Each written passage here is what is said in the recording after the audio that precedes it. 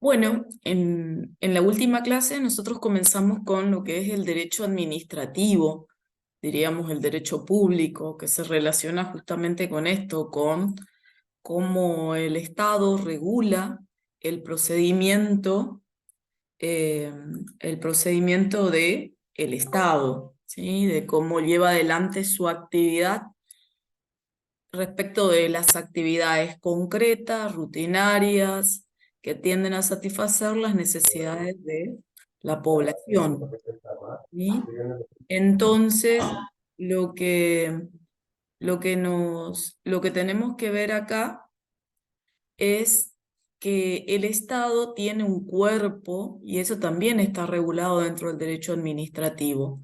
O sea, como decimos que es una persona jurídica, y no es visible, se la puede plasmar a través de las personas que trabajan para el Estado. Entonces, también esto ha significado otorgarle una estructura. ¿Y dónde está esto? En lo que hace a la Constitución, que define quiénes van a ser los que forman parte de este órgano, como así también a través de la ley de ministerios.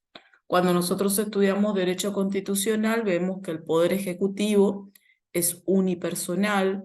¿Qué significa esto? Que el presidente de la nación asume la responsabilidad política sobre la administración pública y colaboran con él el jefe de gabinete, quien es el responsable justamente de la administración.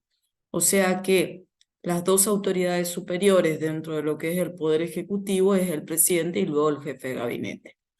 Luego continúan todos los demás ministros. Y ahí está la ley de ministerios. La Constitución dice que el presidente va a tener colaboradores, que va a ser el gabinete, y que va a estar formado por la cantidad que defina la ley. Entonces, hay una ley que va determinando cuántos ministerios tenemos, cómo se denominan y las funciones de cada uno de ellos. El artículo 1 de la ley de gabinete enumera todos los ministerios y después del artículo 12 en más enumera cada uno de esos ministerios con las funciones, que nosotros le llamamos acá competencia. Y esa ley puede ser modificada según el presidente que llegue al poder, ¿sí? Porque en realidad ese gabinete debe reflejar la política que él va a llevar adelante o debe identificar cuáles son los puntos centrales de su gobierno. Es así que en este último gobierno a nivel nacional se le ha vuelto a dar jerarquía a salud con el cargo de ministerio. En el gobierno anterior se lo había incluido junto con lo que era ambiente y ahora se lo volvió a separar. Lo mismo pasa en Misiones. También la Constitución de Misiones establece que el Poder Ejecutivo va a estar en cabeza del gobernador, luego los ministros, que también van a estar definidos por una ley de ministerio. En este último gobierno del actual gobernador, ha incluido, uno de los ministerios que ha incluido es la cuestión de la lucha contra las adicciones. Entonces, refleja en su gabinete una de las cuestiones o una de las problemáticas que obviamente tenemos en nuestra Tierra Roja.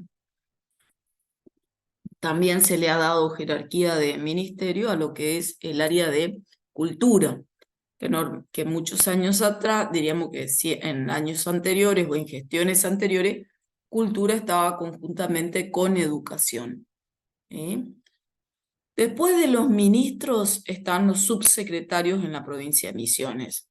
O sea que el tercer grado de jerarquía pasan a depender de los subsecretarios. Después de los subsecretarios siguen los directores generales, luego los directores generales, los directores, luego los jefes de programas y por último los jefes de departamento. Después de los jefes de departamento, los demás empleados son los de la escala común. ¿Qué significa esto? Que van por categorías, de la mayor a la menor. La mayor categoría que tenemos dentro de la administración pública, es la 24. Después la 23, la 22, la 21. ¿Esto para qué sirven las categorías? Obviamente para la emisión de las órdenes. Los inferiores deben cumplir con las órdenes de los superiores. O sea que también refleja el mando jerárquico.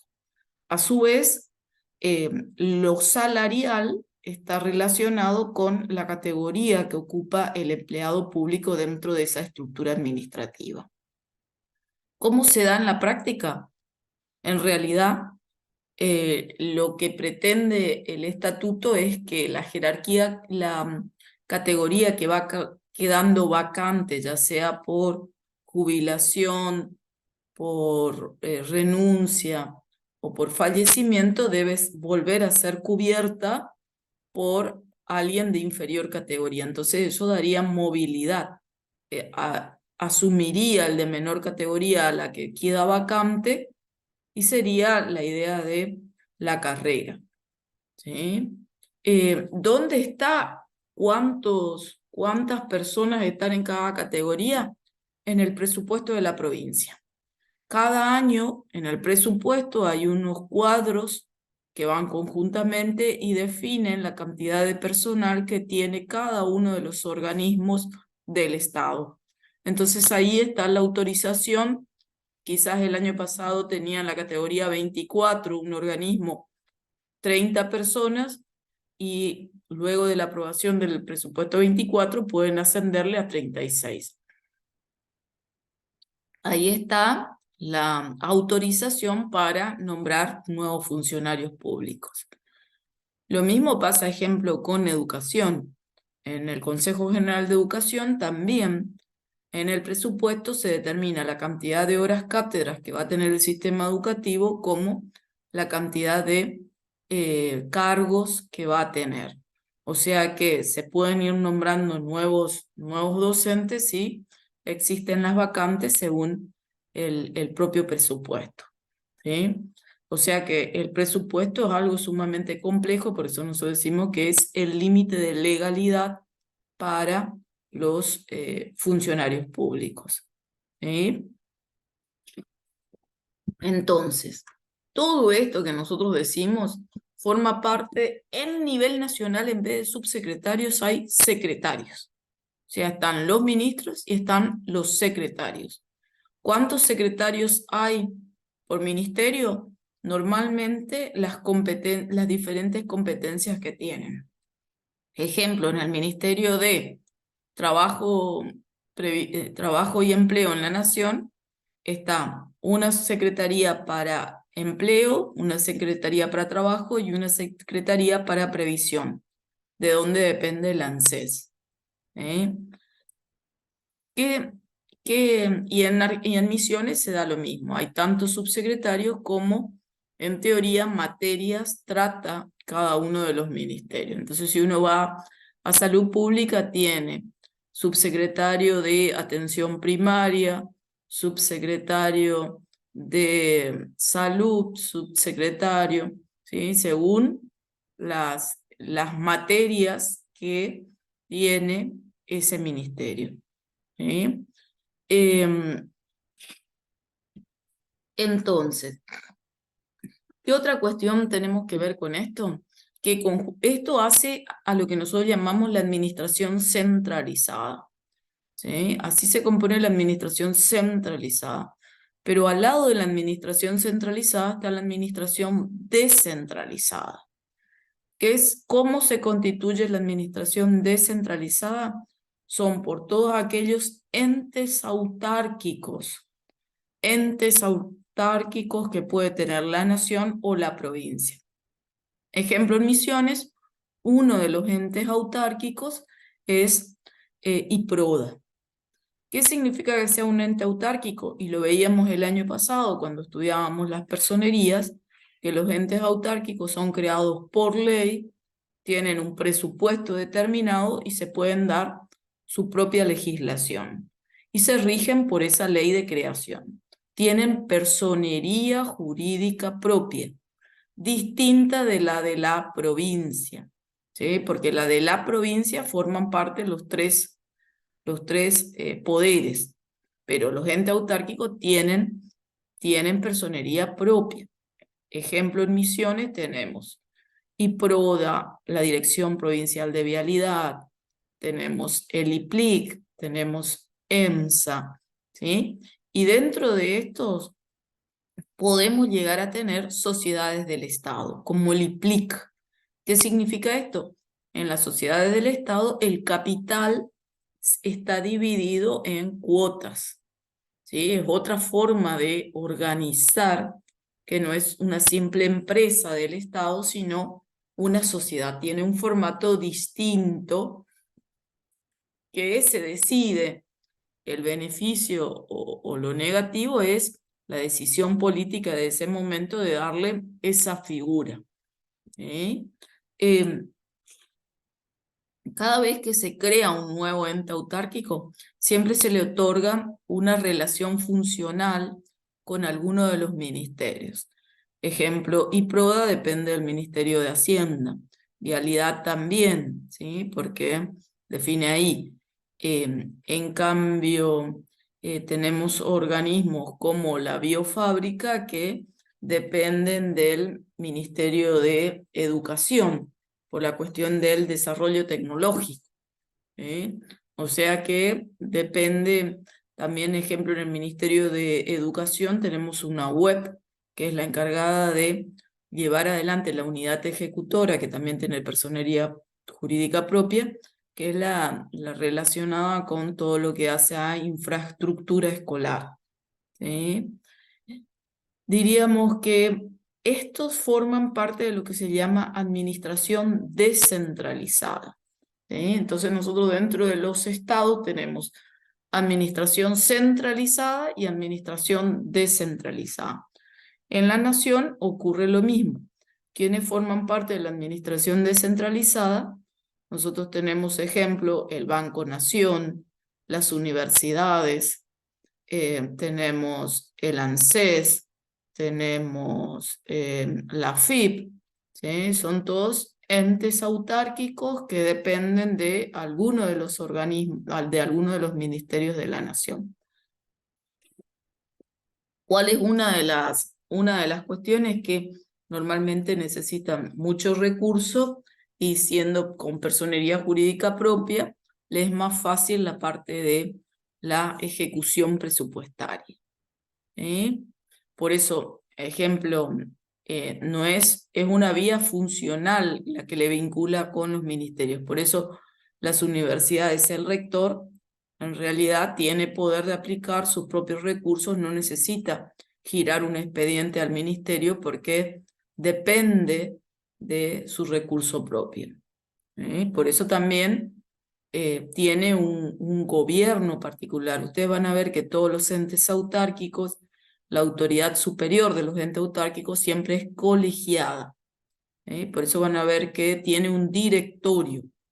El directorio de EMSA, el directorio del IPS, el directorio del IFAI, ¿sí? Son características que hacen a la organización de nuestra administración. Entonces, esto es lo que hace siempre tienen que recordar que todos estos entes autárquicos que forman parte de la administración descentralizada son creados por ley. Y la ley es la que le otorga también la competencia, o sea, a qué van a dedicar su actividad administrativa. Y después, la clase de esta semana que tienen en el aula habla de los actos administrativos. Los actos administrativos, o sea, el procedimiento administrativo se puede desarmar y lo más chico que tenemos dentro del procedimiento administrativo es el acto administrativo. O sea que el procedimiento administrativo se compone por un conjunto de actos. Así como en la biología se puede desagregar los seres a lo que es la célula o en química a la molécula, nosotros en el derecho administrativo lo mínimo que tenemos es el acto administrativo. O sea que es sustancial conocer cuál es la estructura del acto administrativo para poder conocer el procedimiento, ¿sí? El acto administrativo en principio, ¿sí? Cuando nosotros lo hablamos, vamos a decir que es la definición que se le da de acto administrativo, decimos es una declaración, porque hay una emisión de voluntad, una declaración unilateral, porque proviene del Estado, en función administrativa, que acá es lo que califica en función administrativa. No es en función legislativa ni en función jurisdiccional, sino en función administrativa, y que produce efectos jurídicos directos. Entonces, volvamos a vuelta a tratar de entender cuál es la definición de acto administrativo. Una declaración unilateral de un órgano en función administrativa que produce efectos directos y efectos jurídicos, ¿sí? Vamos entonces a pensar cuando nosotros decimos esta cuestión de la declaración. La declaración, que en realidad lo que quiere es exteriorizar lo intelectual, lo que se quiere hacer saber, puede ser de decisión. Es cuando el Estado emite una orden o un permiso de algo. El contenido, o sea, el contenido de la declaración puede ser de decisión, puede ser de cognición. Cognición, que es cuando certifica el conocimiento de un hecho relevante jurídico. Ejemplo, una partida de nacimiento. Cuando anota un nacimiento o anota un fallecimiento, eso es de cognición. Y la tercera, de opinión. De opinión es cuando valora una situación. Ejemplo, cuando otorga un certificado de buena salud. ¿Qué es lo que valora? La situación de la persona y determina si existe o no el vínculo, o acá el hecho, diríamos, ¿sí? Entonces, puede ser de decisión, de cognición, ¿sí? O de opinión, ¿sí? Son diríamos, las tres clases de declaraciones que puede haber en el acto administrativo. La otra cuestión que tenemos que decir es una declaración unilateral. Unilateral solamente participa el Estado, en principio es la que lo emite, y ya puede ser de un órgano unipersonal, como sería cuando lo emite el gobernador, o puede ser de un acto de un grupo colegiado, como puede ser la resolución del directorio de alguno de los órganos o de los entes autárquicos. ¿Sí? ¿Qué otra cuestión también? Efectuada en lo que nosotros decimos función administrativa. Volvemos de vuelta, nosotros en la clase anterior decíamos que el Estado tiene en principio 4 funciones: la función legislativa, la función judicial, la función administrativa y la función política. Acá el derecho administrativo se relaciona solo con lo que sería la función administrativa. Si nosotros diríamos es una manifestación de voluntad unilateral de una función legislativa, estaríamos hablando de un acto legislativo, un acto normativo y no de un acto administrativo. O sea que calificar acá que el órgano cumple función administrativa es sumamente importante para entender diríamos, el contenido de la función. Después, ¿qué decimos? Produce efecto jurídico. Significa que puede crear o extinguir derechos u obligaciones para con los administrados. Y el efecto es directo. ¿Por qué? porque no está subordinado a ningún acto posterior, ¿sí? A ningún acto posterior. Ejemplo, cuando el Estado emite, diríamos, un acto administrativo, un ejemplo, es una licencia de conducir. Automáticamente, cuando el que lo ha gestionado posee la licencia de conducir, ya tiene la capacidad o se le ha reconocido la capacidad, la autorización para que conduzca un vehículo peligroso. ¿Eh? Y entonces, desde el momento en que se emite el acto, o sea que en este caso sería la licencia a conducir, la persona ya tiene la autorización. Por eso, si no tiene carnet, como nosotros le decimos, no está autorizado para conducir vehículos y por lo cual corresponde una sanción. ¿Alguna duda hasta acá? Esto es sumamente complejo, hay que volver a leer varias veces el texto, ¿sí? Entonces nosotros decimos, ¿qué es un acto administrativo? Vuelvo a dar el concepto. Una declaración unilateral de un órgano en función administrativa que produce efectos jurídicos directos. Si cambiamos alguna de estas palabras, lamentablemente, podemos tener otra institución y no el acto administrativo. ¿Vamos hasta acá? Sí, profe. Lean esto, lean el material, ¿sí? Por favor, porque esto es la base para entender el procedimiento administrativo. El acto administrativo tiene elementos, ¿sí? Elementos.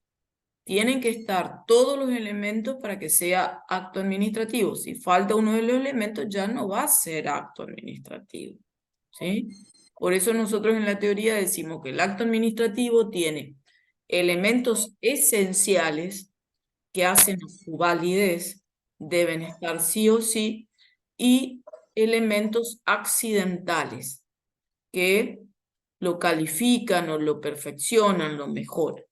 Entonces nosotros primero tenemos que ir con los elementos esenciales, los que sí o sí deben estar.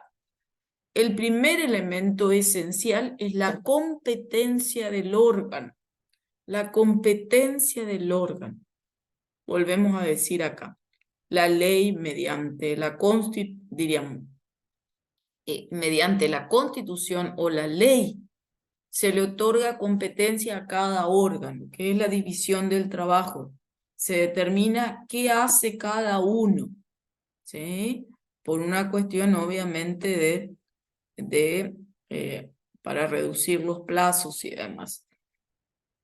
La competencia es eso, la atribución legal de un órgano para obrar. La atribución legal, la facultad legal de un órgano para actuar. ¿Por qué decimos la facultad? Porque le permitimos. Legal, porque proviene de la ley en sentido amplio, que puede ser una constitución, una ley, un decreto, una resolución. ¿Sí? Pero siempre tiene que haber un marco normativo que le otorgue el poder hacer a un órgano. ¿Sí? Por ello decimos es objetiva.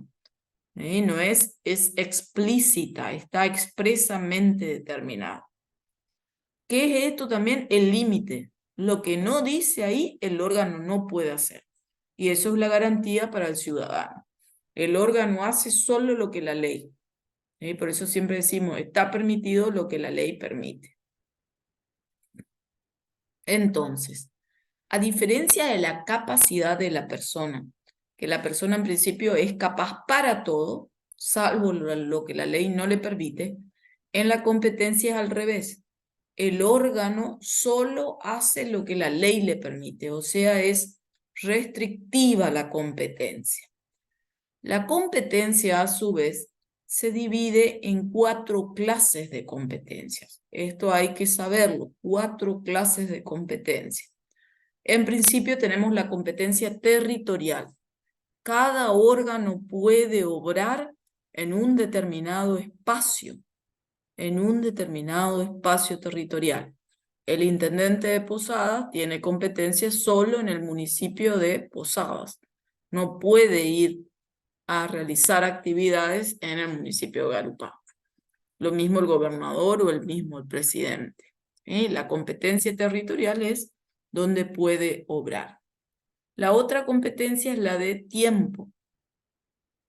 Cada persona que ocupa un cargo obra mientras que está investido del cargo. Por eso, ejemplo, decimos, el doctor Clos hoy no puede emitir un decreto porque ya no es gobernador. Lo mismo que va a ser el 11 de diciembre, el doctor Herrera Watt no va a poder emitir decreto porque ya va a haber otro gobernador cumpliendo la función de gobernador. Entonces, el tiempo también determina la validez del acto. La tercera clase de competencia, entonces tenemos dos competencias hasta ahora, la territorial y la de plazo-tiempo. La tercera es la de jerarquía.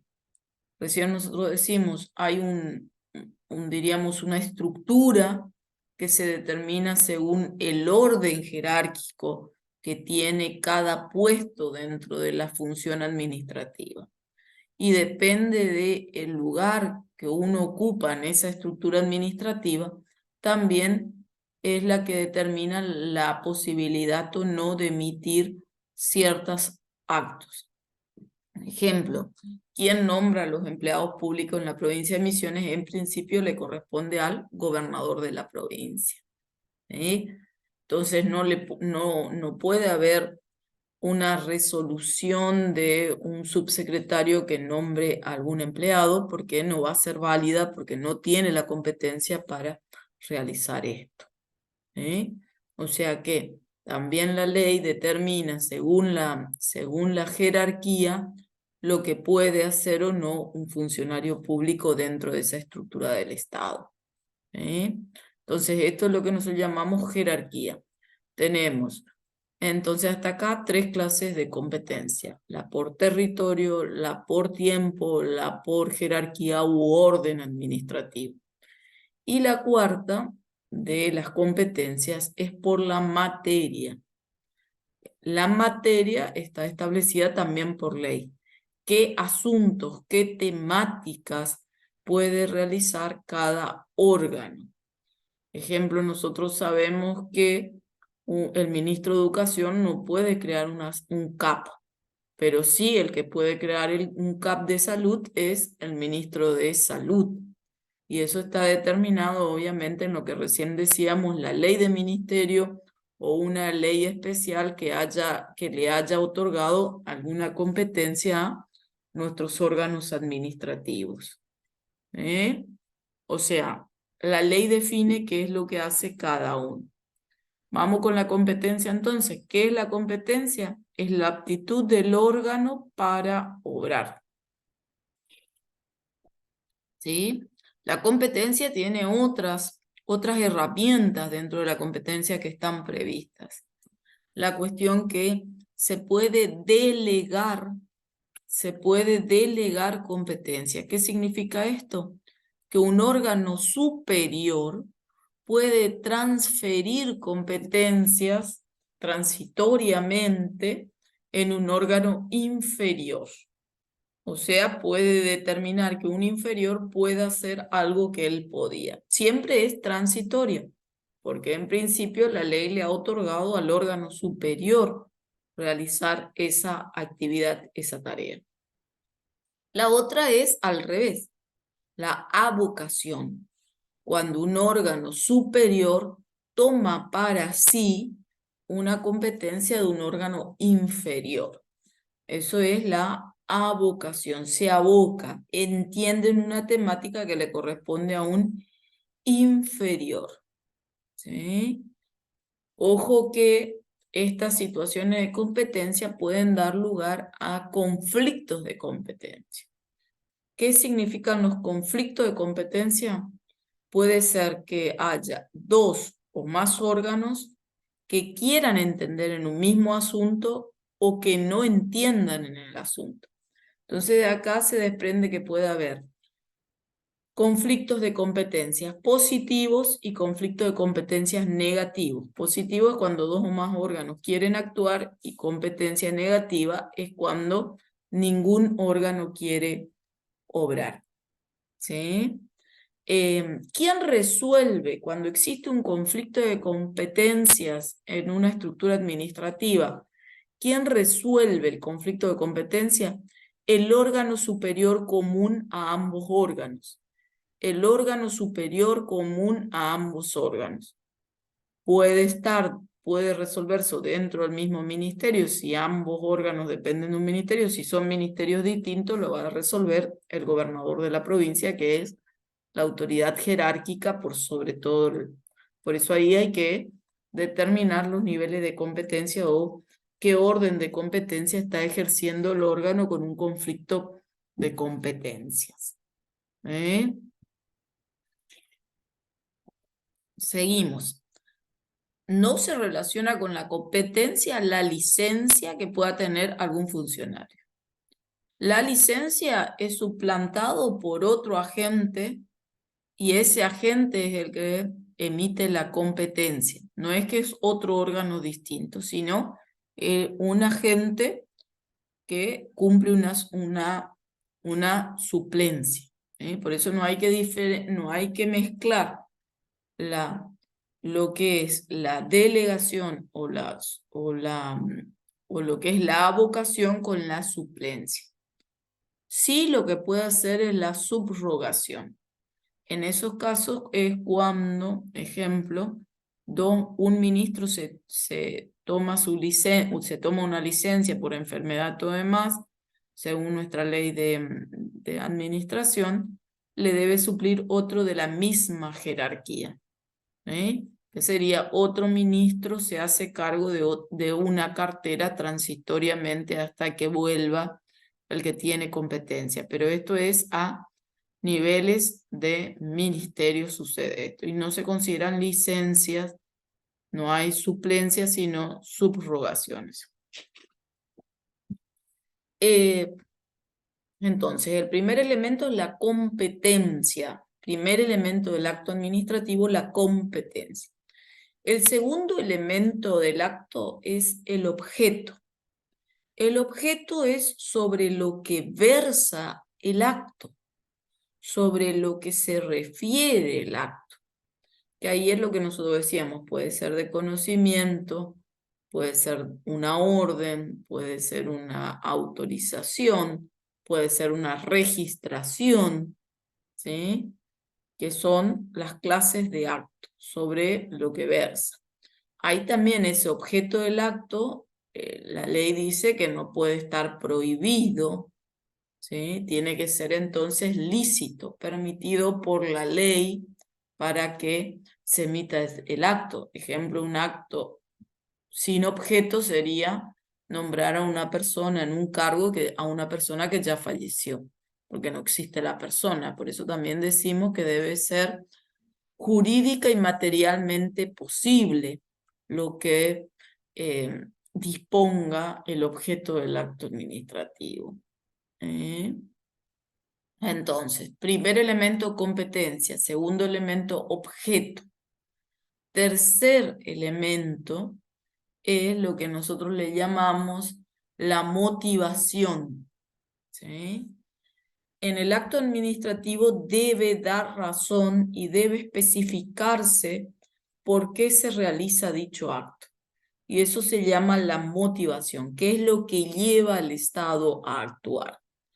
Ahí ustedes van a ver, hay una figura dentro del aula que determina los elementos del acto y lo señala.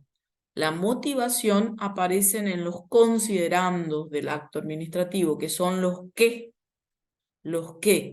En esa primer parte del acto administrativo ustedes van a ver que los que son los que explican por qué el Estado dicta un acto administrativo. ¿Sí?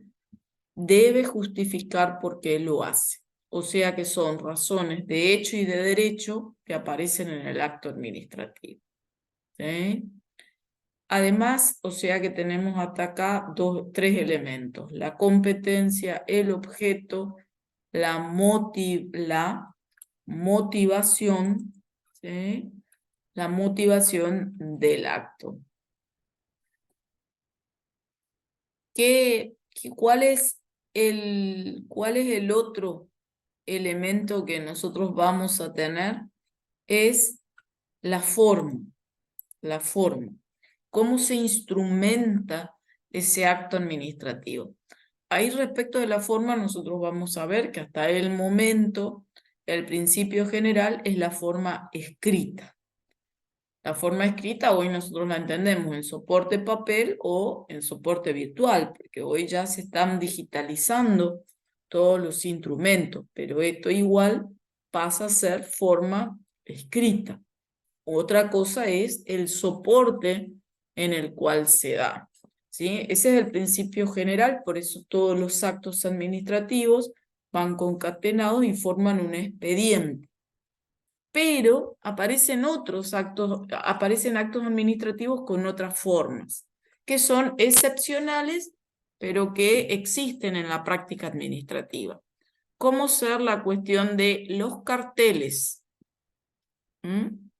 Los carteles dan órdenes administrativas, no estacionar, no doblar a la izquierda, no doblar a la derecha. Esos son órdenes administrativos, son actos. Los semáforos, que son luces de colores, también son actos administrativos que ordenan el tránsito. Tenemos otros símbolos, como ser las banderas en las playas, que identifican cuando la persona puede ingresar o no a el agua. O podemos tener sonidos, ejemplo, las sirenas para evacuar lugares en caso de terremotos, incendios y demás. Todos esos son actos administrativos que organizan a la población.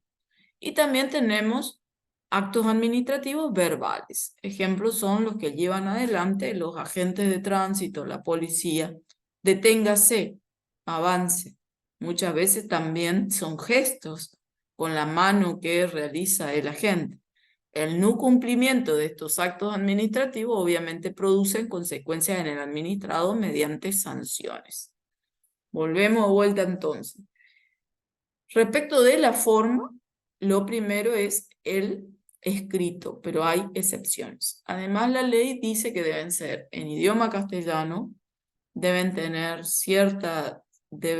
cierto, en caso de ser escrito, la determinada letra, el determinado tamaño, ¿sí? Acompañado del sello, la firma del funcionario, la identificación de la fecha, la identificación del instrumento, ¿sí? Todo eso hace a la forma.